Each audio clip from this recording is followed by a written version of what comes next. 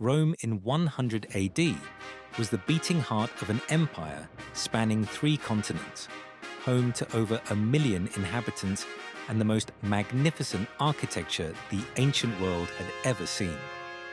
Through cutting-edge AI technology, we bring historic reconstructions to life, transforming them into moving scenes that allow us to explore this ancient metropolis as if we were truly there.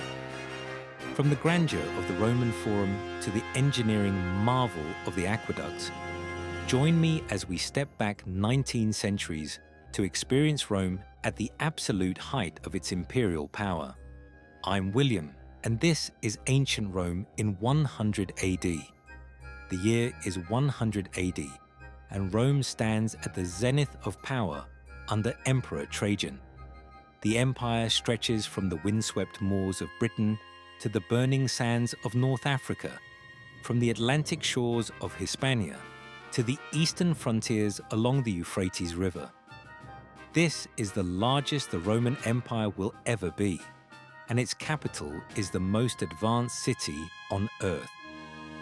Standing at over 1 million inhabitants, Rome dwarfs every other city in the ancient world.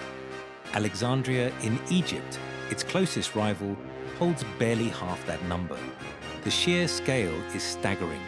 Massive marble temples rise above densely packed insula, apartment buildings that house thousands. The streets pulse with humanity from every corner of the known world. At the very heart of Rome lies the Forum Romanum, the political, commercial, and religious center of the empire. Surrounded by towering marble temples, basilicas, and government buildings, the Forum bustles with senators in purple-striped togas debating matters of state, merchants conducting business, and citizens gathering to hear proclamations and witness grand processions. The Forum is dominated by magnificent structures built by successive emperors. The Temple of Saturn, its 8 massive Ionic columns supporting a marble pediment, houses the state treasury containing the wealth of nations. Here, the spoils of conquest from Gaul, Britannia, and Dacia are stored, funding the empire's vast military and monumental building projects. The Basilica Julia serves as Rome's central courthouse, where legal disputes are settled under the watchful eyes of marble statues depicting the gods and legendary heroes of Rome. Teams of advocates argue cases before magistrates, while crowds of citizens observe from the surrounding colonnades, debating the merits of each argument in heated discussions. The rostra, a speaker's platform adorned with the bronze rams of captured enemy ships, rises at the western end of the Forum. From this elevated platform, politicians address vast crowds gathered below, their voices carrying across the open plaza as they announce new laws, military victories, or imperial edicts that will shape the lives of millions across the empire. Rising above the city's skyline stands the Colosseum, completed just 20 years earlier under Emperor Titus. This massive amphitheater can hold over 50,000 spectators who gather to witness gladiatorial combat, wild animal hunts, elaborate theatrical performances, and even mock naval battles when the arena floor is flooded with water brought by aqueduct. The Colosseum represents Roman engineering at its finest. 4 stories of arches and columns rise nearly 50 meters into the sky, constructed from travertine limestone blocks held together not with mortar, but with precise cutting and iron clamps. The exterior facade, clad in gleaming white marble, reflects the Mediterranean sun, visible for miles across the surrounding countryside. Beneath the wooden arena floor lies a complex network of tunnels, chambers, and mechanical lifts called the hypogeum. Here, gladiators await their turn to fight. Wild animals pace in cages, and stagehands operate elaborate systems of ropes, pulleys, and trapdoors that allow fighters and beasts to appear dramatically in the arena above through carefully timed elevators. On game days, the Colosseum becomes a microcosm of Roman society. Senators and wealthy patricians occupy the front rows, shaded by silk awnings. Behind them sit the equestrian class, successful merchants and businessmen. Higher up, common citizens crowd the upper tiers, while standing room at the very top accommodates women and the poorest Romans, all united in spectacular entertainment. The Pantheon, rebuilt under Emperor Hadrian in the coming decades, but standing on this site since the time of Augustus, serves as a temple to all the gods of Rome.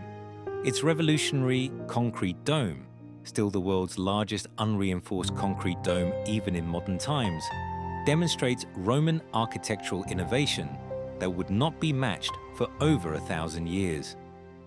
Rome's aqueducts represent perhaps the greatest feat of ancient engineering. 11 major aqueducts carry fresh water from mountain springs up to 50 miles away, delivering over 300 million gallons daily to the city. The water flows through carefully graded channels, some underground, others carried on magnificent stone arches that stride across the countryside like marching giants.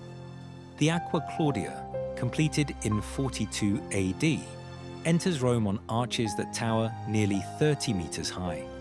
As the aqueduct approaches the city, it joins with other water channels atop the Porta Maggiore, creating a spectacular gateway where multiple rivers of fresh water cross above the ancient road, a triumph of hydraulic engineering visible to all who enter Rome. This abundant water supply feeds hundreds of public fountains, 11 massive public bath complexes, and countless private homes of the wealthy. The public baths, or thermae, serve as social centers where Romans of all classes gather to bathe, exercise, conduct business, and socialize in elaborately decorated rooms featuring heated floors, cold plunge pools, and marble sculptures. The baths of Trajan, still under construction in 100 AD, will soon become the largest bathing complex in Rome. Covering over 11 acres, the complex includes not just bathing facilities, but libraries, gardens, art galleries, and exercise grounds.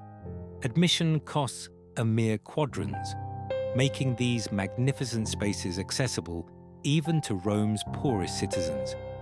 The Roman Forum Boarium, the ancient cattle market near the Tiber River, bustles with commercial activity. Merchants from across the Mediterranean unload goods at the river docks, grain from Egypt, olive oil from Hispania, wine from Gaul, purple dye from Tyre, silk from distant China, that has traveled the length of the Silk Road to reach this market. The imperial forums, built by successive emperors to glorify their reigns, stretch north from the ancient Forum Romanum. Trajan's Forum, still under construction, will soon eclipse them all. Its massive Basilica Ulpia, the largest basilica ever built in Rome, and Trajan's Column, a marble pillar carved with spiraling reliefs depicting his Dacian victories, will dominate the cityscape for centuries. Daily life in Rome follows predictable rhythms.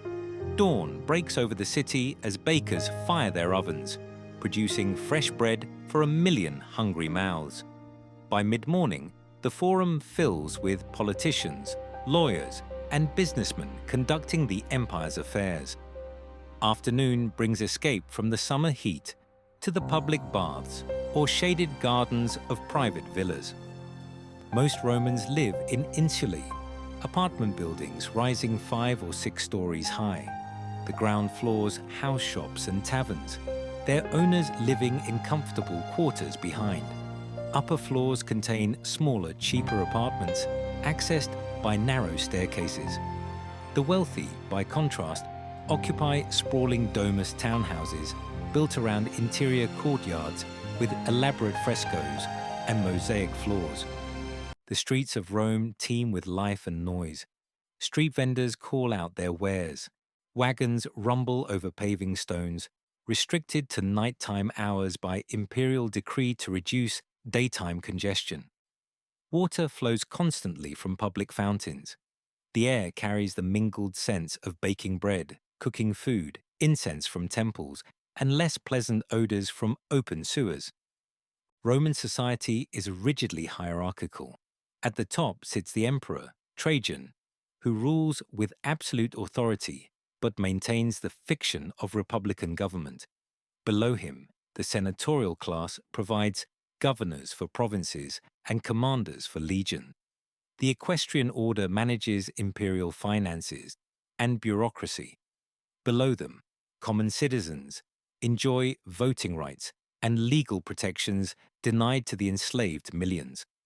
The Roman military machine that built this empire numbers approximately 30 legions, nearly 200,000 professional soldiers supported by an equal number of auxiliary troops. These legions garrison the frontiers, manning stone forts along Hadrian's Wall in Britain, holding the Rhine and Danube rivers against Germanic tribes, and defending the eastern provinces against Parthian aggression. The Praetorian Guard, the emperor's elite bodyguard, barracks just outside Rome's sacred boundary in the Castra Praetoria. These 9,000 soldiers represent the most powerful military force in Italy, and their support is essential for any emperor's survival. They are paid 3 times what ordinary legionaries earn, and their loyalty, or lack thereof, can make or break imperial dynasties. Religion permeates every aspect of Roman life. Temples dedicated to Jupiter, Juno, Minerva, and countless other deities crowd the city. State priests perform elaborate rituals to ensure divine favor for Rome's military campaigns and harvests.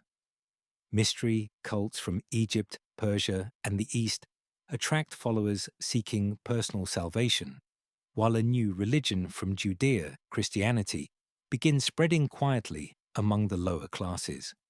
The campus Martius, the Field of Mars, spreads across the floodplain of the Tiber. Originally a military training ground, it now hosts magnificent public buildings including theaters, temples, and the Pantheon. Here, citizens gather for festivals, athletic competitions, and political assemblies, while the adjacent Tiber serves as Rome's commercial lifeline, connecting the city to the Mediterranean world. Emperor Trajan himself, a Spanish-born soldier who rose through military merit, represents the pinnacle of Roman power. He oversees the largest territorial expansion since Augustus, conquering Dacia and its rich gold mines, financing unprecedented building programs. His reputation for justice and military success earns him the title Optimus Princeps, the best of emperors, a designation that later emperors will hope to match. Yet for all its grandeur, Rome faces challenges. The concentration of population strains the water supply despite the aqueducts. Fire is a constant threat in the densely packed insulae with their wooden upper floors. Plague can spread rapidly through crowded neighborhoods. The vast slave population, though essential to the economy, represents a potential danger if ever they united in rebellion. Standing here now, looking across this reconstructed vision of Rome in 100 AD, we witness a civilization at its absolute zenith. The architectural achievements, the engineering marvels, the sophisticated urban planning, and the sheer organizational capacity required to sustain 1 million people in one city demonstrate accomplishments that would not be matched in Europe for over 1,000 years.